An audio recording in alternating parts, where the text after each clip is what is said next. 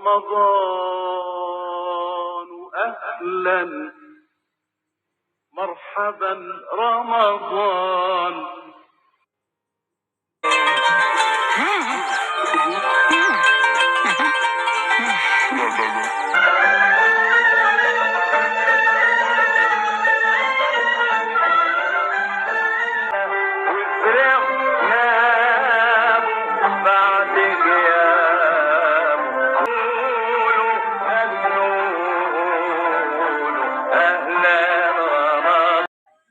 بسم الله والصلاة والسلام على رسول الله. ازيكم عاملين ايه؟ يا رب تبقوا بخير وبصحة وبهنا يا رب، وتبقوا مبسوطين. ربنا يا رب يعود عليكم الايام بخير يا رب. خلاص بقى يا جماعة، رمضان خلاص بدأ يولي. سبحان الله، رمضان بدأ يمشي خلاص. الايام بقى بعد كده، الايام اللي هتيجي يعتبر يعني ايه، خلاص بقى ما عادش وقت خلاص. يلا ربنا يا رب يعود علينا الايام بخير يا رب. وكل ايام ربنا طبعا حلوة، بس طبعا ايام رمضان اكيد حاجة تانية طبعا. المهم يلا بقى ايه، نصلي بينا على النبي ونحط كده لايك، ونخش كده بالفيديو كده ايه بقلب جامد، ونشوف النهارده بقى ام يارا تعمل افطار النهارده.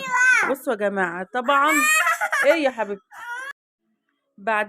بصوا بقى بعد كام يوم كده اما بكون بقى في اول رمضان طبعا بيبقوا داخلين كده، بصوا الشهر كده الكريم، بكل حماس بقى، اللي هو ايه بقى داخلين ناكل وبس. يعني ايه بقى اللي هو داخلين كل يوم بقى ايه، لحمه فراخ لحمه فراخ لحمه فراخ. لما بصوا قربنا نطلع ريش النهارده بقى، قلت خلاص يا جماعه زهقنا زهقنا. انا عن نفسي زهقت اقسم بالله. انا بقت امنيه حياتي دلوقتي ان انا اكون صايمه، لما اجي افطر لقمه عيش بحته جبنه بكوبايه شاي. ده احلى حاجه عندي للفطار والله بجد، مش كلام. خلاص بقى لنا كام يوم بقى الحمد لله، يعني احنا خلاص عدينا نص الشهر اهو. زهقنا من الشوربه والدمعه والحاجات اللي بنعملها نواشف، لا سمبوسه لا مش عارفه ايه.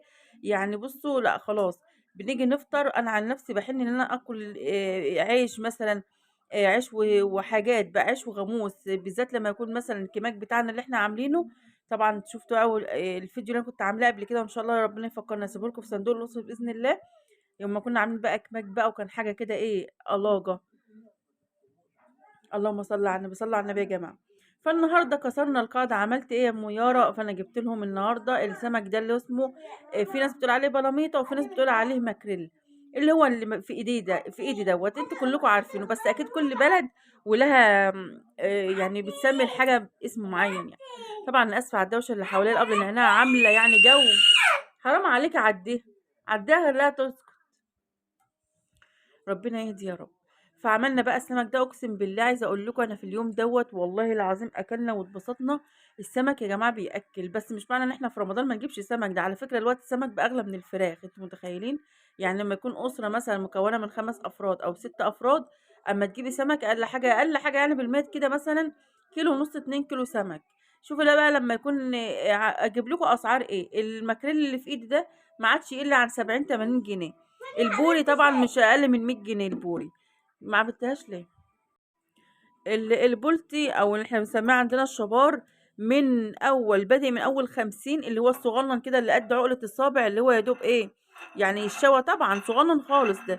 إيه لما ال60 70 80 يعني حاجة، اللهم يعني احفظنا يا رب بجد والله العظيم. مش عارفة يا جماعة احنا داخلين على منعطف تاريخي ولا؟ انا مش فاهمة ايه اللي احنا فيه دوت، ايه الدنيا اللي احنا فيها دي. يعني ايه اللي بيحصل اليومين دول ده؟ بصوا هندرس في بعد كده في الكتب. اللهم صل على النبي. فانا بصوا عايزه اقول لكم، انا كنت الاول لما اكون مثلا مش عارفه هطبخ ايه في اليوم ده مثلا ولا كده، كان السمك ده اكتر حاجه بتريحني، واكتر حاجه كنت بلاقي فيها بصراحه ايه، يلا نجيب سمك وخلاص النهارده، اللي هو حاجه بنلم اليوم يعني. انا محتاره مثلا هطبخ ايه، مش عارفه اعمل ايه، فكنا بنجيب سمك وخلاص. الوقت طبعا السمك يا جماعه، الوقت اللي عايز يجيب سمك بيعمل له جمعيه الاول. والله العظيم بجد، لا السمك بجد يعني رفعه جامده زي الحاجات اللي رفعت يعني. اللهم احفظنا يا رب. المهم بقى ايه، خدتكم في الكلام وما قلناش عملنا ايه. طبعا شايفين انا بعمل ايه، مسكت السمك طبعا الاول كان عندي بصراحه في الفريزر عيناه، طلعته نضفته. هما ما بياخدوش وقت، السمك ده بصراحه ما بياخدش وقت خالص. طلعته كده نضفته في ساعتها و وعملت له دقه. الدقه ده انا كنت عاينه توم في الفريزر. انا عايزه اقول لكم اكتر حاجه مريحه في الحياه لما تعيني دقه توم او توم يعني بنفرمه ونعمله ويبقى جاهز على طول على الاستخدام. وصلصه طماطم تبقى جاهزه كده في التلاجة على طول. انا عندي دايما دول على طول عندي جاهزين. لما بكون يوم ما عنديش صلصة طماطم في التلاجة ببقى بصراحة محتاسة.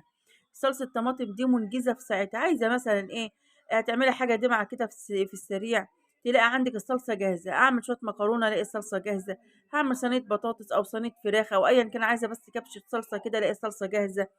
هتعملي شوية ملوخية، شوية بامية، مش عارفة إيه، دايمًا الصلصة. حتى أمّا أكون هاعمل بيتزا مثلًا، بابقى مش شايلة هَم إني لسه أقعد أسبِّك صلصة عشان البيتزا، لأ لو مسبِّكة عندِك في الفريزر وجاهزة طبعًا بتبقى مريحة يعني. فعايزة أقول لكم الحاجات دي لمّا بتكون جاهزة في البيت بتريّح بطريقة رهيبة. زي التوم برضه طول ما هو جاهز معايا في البيت. نعم يا حبيبتي. طول ما هو بيبقى جاهز في الفريزر على طول ما باشيلش هَم على طول. في ساعتها أقوم جايبة إيه، معلقة التوم المفرومة كده، أنتِ بتتعبي بس يوم كده تفصصي التوم وتعمليه في الكبة وتعينيه، وبعد كده بترتاحي بجد بقية السنة والله، ولقيت فيها فعلًا راحتي. بس ساعات أنا كنت أوقات كتيرة آجي أطبخ مثلًا، وكنت عشان خاطر أقعد أفصص توم، فكنت إيه، بابقى مستعجلة فما اقعدش ما بافصصش توم، ما احطش توم في الأكل، فطبعًا التوم بيدّي طعم للأكل، فكتير ما كنتش أحط توم في الأكل بسبب كده. المهم أنا إيه، تبّلت بقى اللهم صل على النبي، تبّلت السمك وسِبته بقى قبل المغرب كده بنُص ساعة. هو طبعًا مش بياخد وقت في السِوَى ولا التحمير ولا كده، عشان يبقى سُخن. بالذات السمك يا جماعة، يوم السمك بالذات لو الأكل بارد ما بيبقالوش أي طعم خالص، ولا السمك ولا الرز لو باردين ما بيبقى لهمش أي طعم خالص. فأنا إيه، تبّلته بقى وهاسيبه كده على جنب، عقبال ما قبل المغرب كده بنُص ساعة والّا حاجة هنقوم إيه، قاليينه يعني وكده، وهاولّع الرز وكده. بس الأول هنعمل إيه بقى، هنعمل صينية بسبوسة. وعايزة أقول لكم صينية البسبوسة دي ما طلعتش حلوة بصراحة، يعني ما اغركوش يعني، وهو الشكل حلو لكن الطعم بصراحة ما لهاش دعوة بالبسبوسة خالص، مش عارفة ليه. أنا بُصّوا، أنا قبل كده كنت باعمل البسبوسة دي ما كنتش باعملها بلبن خالص، أنا باعملها بزبادي، تمام. المرة دي أنا عملتها بلبن، وسمعت ناس قالوا إيه ده إحنا بنعملها بلبن ومش عارفة إيه وبتطلع حلوة وكلام من ده. عملتها المرة دي مش عارفة بقى أنا زوّدت اللبن والّا هي ما تتعملش بلبن والّا الدنيا إيه، مش عارفة بصراحة. أنا كنت جايبة نُص كيلو بسبوسة، وكمان إيه، يعني نُص كيلو يتحط في صينية حلوة كبيرة كده. أنا إيه، جازفت قُمت حاطاهم في صينية صغيرة، يعني مش عارفة، هي ملخبطة من الأول ما تفهموش ليه، مع إن والله البسبوسة مش رخيصة، بس يالّا إيه، قدر الله ما شاء فعل. قُمت جاية عاجنة البسبوسة في ساعتها، حطيت حطيت جوزة الهند، ده أنا حاطة فيها جوز هند وحاطة سكر وسمنة وفانيليا وحاجات كده حلوة، بس يالّا الحمد لله. وقُمت جاية إيه، دهنة الصينية، وبعد ما عجنتها حلو كده، طبعًا البسبوسة أصلًا ما بتتعجنش، يا دوب بس بتلِف المكونات في بعضها وخلاص. أنا عملتها كده بالضبط. وكان عندي شوية فول كده سوداني، قُمت جاية حاطة على الوش كده، طبعًا لو عندِك لوز، لو عندِك مكسرات عايزة تحطيها على الوش، كل واحد يعني إيه براحته كده. قُمت حاطة شوية فول سوداني وقُلت حلو أوي. طبعًا كنت محمّرة محمّرة إيه، كنت مسخّنة الفرن، وقُمت جاية اللهم صل على النبي، قُمت جاية حاطاه. حطيتها بقى في الشبكة اللي على النُص كده تتحمّر من تحت ومن فوق كده تبقى حلو. هي حمارها حلو وشكلها حلو وكل حاجة، والطعم والله هُم كلوا منها وقالوا حلوة، بس بصراحة أنا عن نفسي يعني ما عجبتنيش خالص، مش حلوة خالص. كده خلاص أنا عملتها. هنعمل بقى الشربات بتاعها. طبعًا البسبوسة بتبقى عايزة شربات تقيل، فحطيت كوبايتين سكر على كوباية وربع تقريبًا أو كوباية ونُص مَيّة، ومعايا نُص ليمونة، بس مش هاحط ليمون دلوقتي. طبعًا الليمون ما بيتحطش في الشربات إلا قبل ما تيجي تطفي مثلًا ب10 دقايق أو ب5 دقايق بتقوم حاطة الليمون. كده أنا حطيت خلاص الشربات على النار وهاسيبه يغلي شوية. طبعًا هو عشان تقيل ومش مكترة له المَيّة فمش هيغلي كتير يعني، لمّا بنكترش المَيّة الشربات ما بيغليش كتير، تمام. هنا جبت الحلتين دول بقى، هنعمل إيه، هنعمل رُز. هنعمل الأول رُز حبّاية وحبّاية، وهنعمل رُز أبيض. ليه بقى؟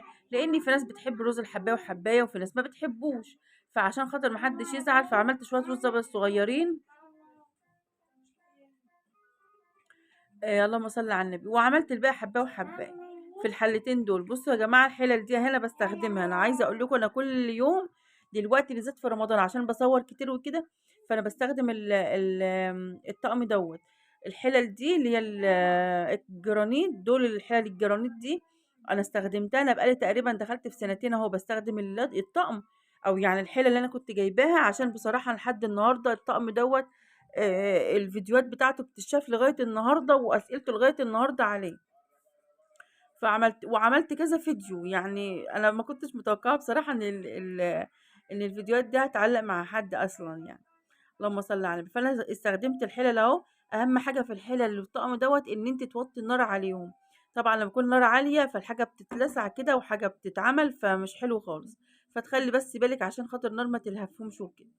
حطيت بقى ايه شويه رز هناك كده، بس بشوحهم في نقطه زيت كده، وانزل اعمل دلوقتي بالميه والملح ونظبطهم. الحله اللي ناحيتي بقى دي اللي انا هعمل فيها الحبايه وحبايه. طبعا انا مكتره في الحله اللي ناحيتي دي شويه، لان كلنا هناكل ايه حبايه وحبايه، لكن ابو البنات ما بيحبش الرز حبايه وحبايه دوت، بيحب الرز الابيض يعني. اللهم صل على النبي. وعايزه اقول لكم الرز ده والله العظيم فاض منه يا جماعه كتير، اللي هو حبايه وحبايه، والرز التاني فاض منه كتير قوي. كده بقى ايه تقريبا خلاص كده بشغل كل العيون معايا كده، خلاص ما عادش وقت على المغرب، فكنا خلاص في التشطيب النهائيه خالص. فانا يا دوب بس هولع على الرز. طبعا الرز بياخد وقت شويه عبال ما بتحمر، وكمان انا موطيه النار، فعشان خاطر موطيه النار فبرضو اخد وقت بزياده. مش عايزه اعلي على الحلل دي.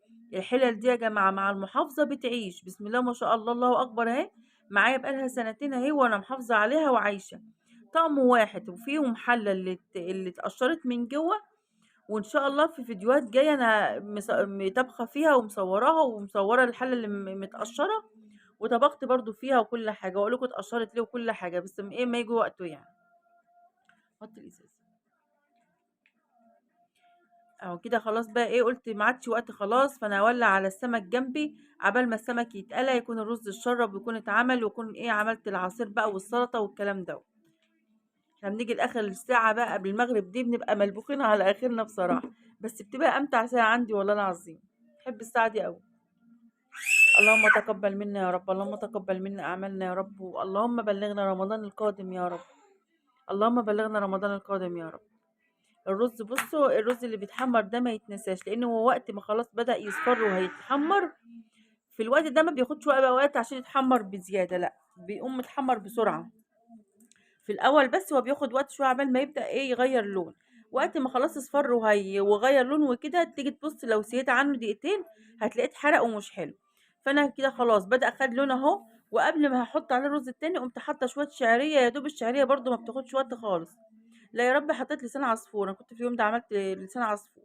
حطيتهم كده وقلبتهم، وجيت ابص لقيت انا ما عدتش مفرقه بين حبات الرز وحبات اللسان العصفور، يعني الاتنين ايه بقوا لون واحد.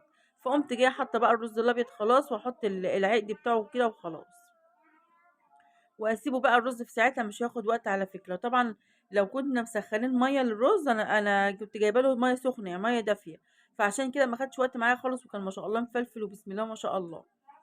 اهو بحمر في السمك، وهنروح دلوقتي نعمل السلطه وهنعمل العصير، وربنا يعود علينا بخير يا رب، ونستمتع بالايام دي، ايام جميله قوي. اه كده بقى خلاص بحط له الرز الميه، واحط له الملح بتاعه وهنظبطه اهو. اللهم صل على النبي. كنت خلاص طلعت اول مقلايه من السمك ده. انا عايزه اقول لكم احنا في اليوم ده بصراحه احنا كلنا زي ما كنا بناكل اكل على شوقه، اللي هو احنا بقالنا تقريبا دخلنا في اسبوعين ما بناكلش سمك خالص. انا جبت سمك ده مره واحده بس. ف... فاللي هو اشتقنا بصراحه للسمك، وفي نفس الوقت زهقنا من الدمعات والشربات والحاجات كده يعني، بجد زهقنا يعني. فكان يوم السمك ده بصراحه كاننا يعني بناكل اكله كده على شوقه. دي كده خلاص البسبوسه كانت طلعت. لا ما ترشوش حاجه هنا. البسبوسه كانت خلاص اتحمرت ما شاء الله من فوق ومن تحت وبسم الله ما شاء الله. طبعا وهي سخنه نحط عليها الشربات سخن برضو، ونقوم جايين ايه مغطينها بقى، نكتم الحراره عشان تبقى طريه يعني. ما تنشفش يعني قصدي. هنا كل انا متابعه كل حاجه اهو دلوقتي، كل حاجه بصوا متولع عليها، بس الحمد لله كل الامور تحت السيطره الحمد لله. السمك بقلبه على طول واخده بالي منه، اي نعم حطها العين اللي هي اللي في النص دي كبيره وعين شديده، بس الحمد لله واخده بالي منه، والرز بيتشرب براحته. وخلاص ايه ظبطنا الدنيا كلها، وعملنا البسبوسه برضو سقناها الشربات بتاعها وغطيناها وسبناها على جنب. طبعا ما تتاكلش سخنه خالص، يعني لا تاكل سخنه بصوا هتعمل حاجات كده مش لطيفه خالص. الله المستعان. في اليوم ده كنت جايبين ايه، كنت جايبه برتقان وجايبه طماطم ومش عارفه وخيار باين وكده. فانا بفضي الطماطم على طول، اول ما بجيب طماطم بفضيها على طول، لان طول ما الطماطم في الشنطه بتبوظ بسرعه، لكن لما بنفضيها كده ونخليها متهويه، وطبعا لو اتحطت في التلاجة يبقى احسن يعني. قلت هفضيها عشان اعمل السلطه وايه يعني، اشوف لو في طماطميه بايظه، طماطميه فيها حته هتبوظ، طماطميه مش عارفه ايه. طبعا البايظ بقوم حاطاه للبط على طول، واللي فيها حتة صغننة مثلًا مش حلوة والّا حاجة، باقوم جاية حايشة الحتة اللي مش حلوة، وبقية الطماطماية لو حلوة وباشمّها الأول، لأن أنا متعودة أول ما باجي أعمل طماطم دايمًا كل طماطماية أقعد أشم فيها، يعني إيه، لأن الطماطم ممكن تكون بايظة بس مش واخدين بالنا، يعني شكلها بيبقى من برّه حلو، لكن هي أصلًا بتبقى بايظة وريحتها وطعمها متغيّرين. فأنا متعودة على كده، أي طماطم باعملها سواء سلطة سواء دمعة يعني أو كده، باشمّها الأول، أي طماطم أعملها كل حباية كده آجي أغسلها وأعملها أقوم جاية شامّاها من جوّه على قد ما باقدر يعني. خلاص كده خلّصت الطماطم ونخش بقى في مرحلة الخيار، خلاص بقى بنعمل خيار في الكبة يبقى خلاص ما عادش وقت. اللهم صل على النبي. عملنا بسم الله ما شاء الله شوية سلطة بصوا زي العسل، سلطة كده فيها طماطم وخيار وجزر وفلفل أخضر وشبت وكزبرة وحاجة كده آخر نعناع بصراحة. طبق السلطة ده أنا عايزة أقول لكم ما شاء الله يعني أكيد طبعًا قيمته الغذائية عالية، مش أنا اللي هاتكلم في قيمته الغذائية والحاجات الطبية دي، بس أكيد يعني إحنا عارفين كل ما بنكتر الألوان في الأكل كل ما قيمتها الغذائية بتبقى عالية. طبعًا السلطة شوفوا كام لون بقى محطوط فيها، الجزر لونه برتقاني والخيار لونه أخضر فاتح وغامق، يعني سبحان الله من برّه غامق ومن جوّه فاتح، والطماطم لونها أحمر والفلفل لونه أخضر وخضار الفلفل غير خضار الخيار بسم الله ما شاء الله يعني. يعني كتر الألوان دي في الأكل صحّة، ده اللي أنا أعرفه، كتر الألوان والتشكيل في الأكل وبالذات السلطة لمّا تحطّي فيها حاجات كتير وألوان كتير، ده بيدّي قيمة غذائية أعلى بكتير طبعًا. كده خلّصتِ خلاص السلطة برضه أهو هنعمل العصير، طبعًا بُصّوا السلطة بقى أنا مش هاحط لها الملح دلوقتي، أنا ما باحطش الملح في السلطة دي بالذات غير إمتى بقى، قبل المغرب ما فيش بقى خلاص، قبل الغرف عامةً يعني، قبل الغرف بحاجة بسيطة خالص، لإن لو حطينا لها الملح بتاعها والبهارات هتسرد مَيّة كده وتلاقي السلطة كلها بقت مَيّة وما عادش حلوة، تمام. كده كنت خلاص في آخر حاجة بقى اللي هو الخضار هنعمله نقطّعه صغير، أنا طبعًا باستغرب المقص بتاعي ده. بس بقى يا حبيبتي أنا باستغرب المقص ده بصراحة عن السكينة، السكينة أنا بالنسبة لي ما باحبش أقطّع خضار بالسكينة، باحب أعمل بالمقص. بُصّوا أنا كنت جايبة المقص بتاع الخضار اللي هو تقطيع الخضار بيبقى مقص كده 5 في 1، 5 مقصات في مقص واحد، بس بصراحة مشروع فاشل جدًا، ما حدش يجيبه بجد وِحِش أوي، أوي. ما بيقطّعش بيبوّظ الحاجة كده ومش حلو بصراحة، أنا جرّبته قبل كده وكنت شارياه وجرّبته وقُلت لكم إن هو مش حلو خالص. كده خلاص برضه كده خلّصت برضه إيه السلطات، ملاحظين أنا كل حاجة إيه، أخلّص الحاجة أحطها في جنب، أخلّص الحاجة كده وأحطها في جنب، بحيث إن يبقى كل حاجة جاهزة يعني وكده. مسكت بقى النهارده هنعمل إيه يا جدعان، هنعمل عصير طماطم طماطم عصير برتقان بالموز. عصير برتقان بالموز، بس طبعًا العيال كلّها غضبت عليه مش عارفة ليه، مع إنه والله العظيم بقى طعمه حلو أوي، بس ما ارتاحوش فيه خالص، يعني هُم عايزين البرتقال لوحده كده من غير موز. يا جماعة الموز يا ولاد حلو وبيخلّي قوامه حلو وطعمه حلو وقيمة غذائية وكده، ما مش حابين خالص. فخلاص بقى ما عدناش نعمله تاني طالما هُم مش حابينه، مع إنه والله العظيم بيبقى جميل أوي، بس يالّا كل شيء نصيب. كده خلاص كنت حطيت البرتقان وحطيت عليه المَيّة بتاعته والسكر، والموز بقى كنت برضه مقشراه وحاطاه في التلاجة لوقت إيه ما آجي أعمل عصير، لإن لو كنت سِبته برّه كان هيسوَد ومش هيبقى حلو. اللهم صل على النبي. أنا عايزة أقول لكم الموز دلوقتي أرخص حاجة موجودة في الحياة، يعني أرخص من حاجات كتير أوي الموز، رغم إن هو فاكهة وفاكهة جميلة وطعمها حلو بصراحة وسهلة الهضم والبلع وما شاء الله جميل، بس رخيص سبحان الله. أرخص حاجة دلوقتي ب8 جنيه وب10 جنيه وكده. كده خلاص كده خلّصت العصير كده بقى هنغرف بقى، كده خلاص هنغرف بقى الأكل، بنضبّط الأكل بتاعنا، باحط العصير في الشفشق، وكده خلاص غرفنا بسم الله ما شاء الله. شوفوا الأكل بتاعنا أصلًا شكله حلو ويفتح النِفس والله العظيم. يا رب بألف هنا يا رب. دي البسبوسة بتاعتي أهي. بصراحة عشان أنا ما باحبش أقول غير الصراحة، يعني ما باحبش هي كده شكلها حلو أقول لكم ده تمام واتأكلت واتلحست ومش عارفة إيه، لأ هي بصراحة ما طلعتش حلوة خالص في المرّة دي.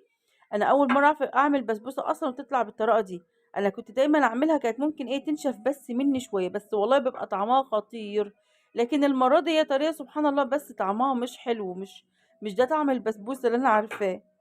شوفوا عاملة إزاي من جوّه، هي حلوة بس تخينة شوية، المفروض إن هي كانت تتحط في صينية يعني أكبر من كده شوية. يالّا الله المستعان. كده خلاص يا جماعة كان يومنا، يا رب تكونوا حطيتوا لايك يا جماعة، بالله عليكم